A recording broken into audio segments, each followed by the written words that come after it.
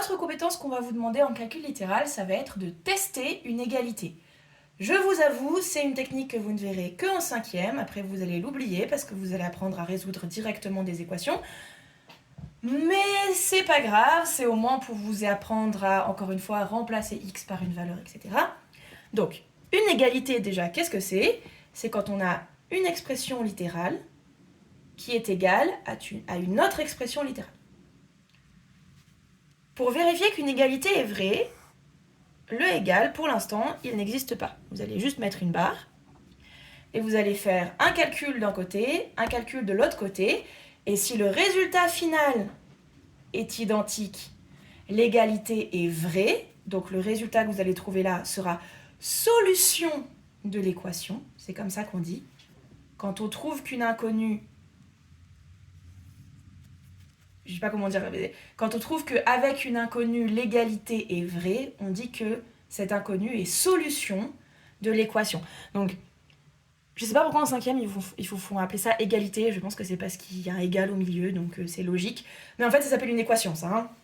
C'est une équation, c'est juste qu'après, vous apprendrez à résoudre des équations. Là, on ne vous apprend pas à les résoudre, on vous apprend à les tester pour pas avoir à résoudre, puisque c'est le problème de 4e. Mais si vous m'avez comme prof, vous faites ça depuis la 6e, donc ça va aller sans problème. C'est parti. Je vais vous montrer comment on fait en 5e, et je vais vous montrer comment on fait en 4e, une fois qu'on a ça sous les yeux.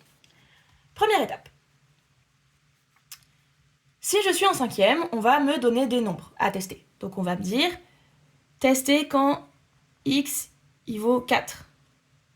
Tester quand x il vaut autre chose. Donc d'abord, on va essayer avec x qui vaut 4. Je vais mettre 4 là-dedans. Je vais mettre 4 là-dedans. Et je vais vérifier, est-ce que le résultat final de chaque côté est bien le même? Si oui, 4 sera solution de cette équation. En avant. Pour rappel, je n'écris surtout pas 24, puisqu'il y a un fois caché, comme ceci. Comme ceci. C'est parti. 2 fois 4 est prioritaire, et ça fait 8.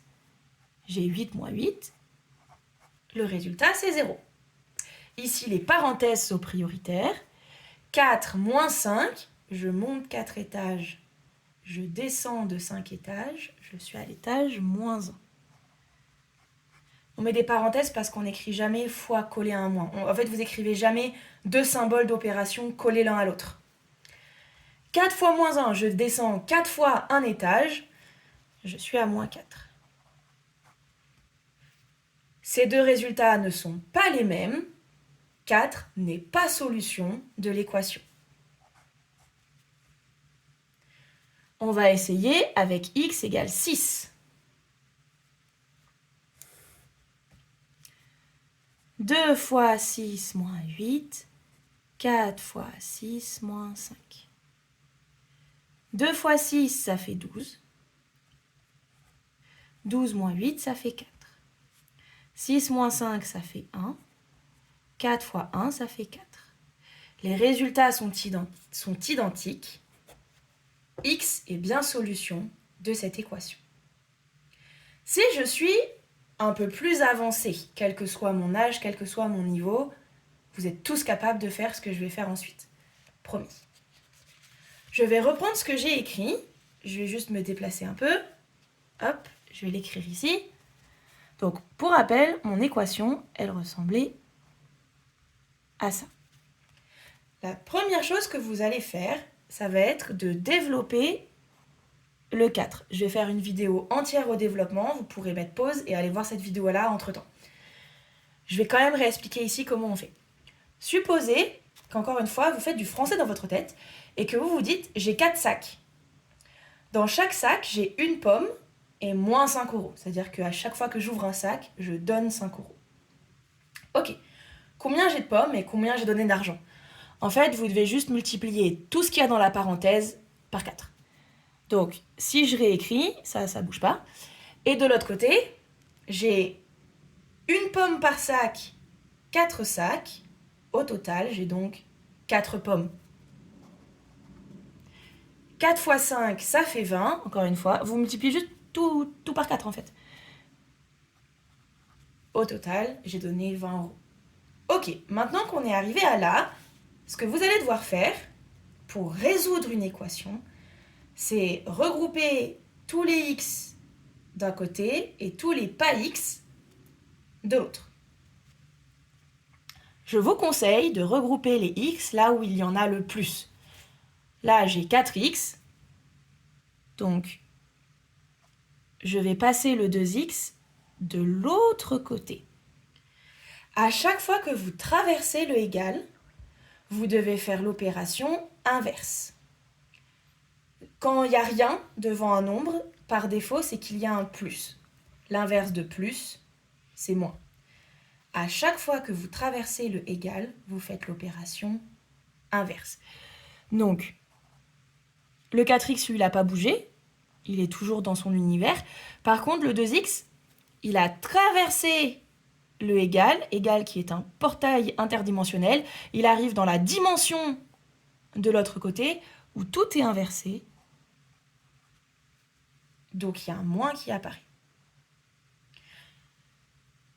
Le moins 20 doit aussi passer de l'autre côté, puisqu'on veut que des pommes d'un côté et que des euros de l'autre. Donc, il faut que le moins 20 passe de l'autre côté. C'était un moins, comme il traverse le égal, hop, tout s'inverse, il devient un plus. Le moins qui est devant ce 8 ne bouge pas, évidemment. Par contre, devant le 20, je dois mettre un plus maintenant. Les signes opératoires, du coup, en mathématiques, appartiennent, entre guillemets, au nombre qui le suit. Ce moins-là ne peut pas être séparé de son 8. Le moins appartient au 8. C'est pour ça que ce moins-là, il reste.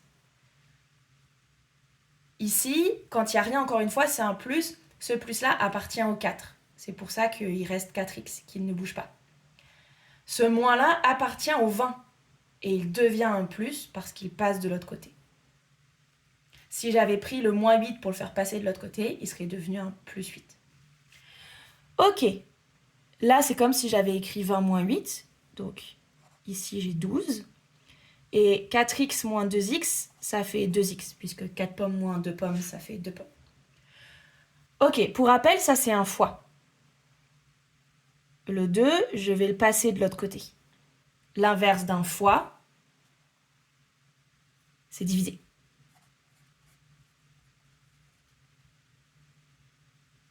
Encore une fois, faites une phrase dans votre tête si vous êtes bloqué à ce stade et que vous ne savez pas trop quoi faire.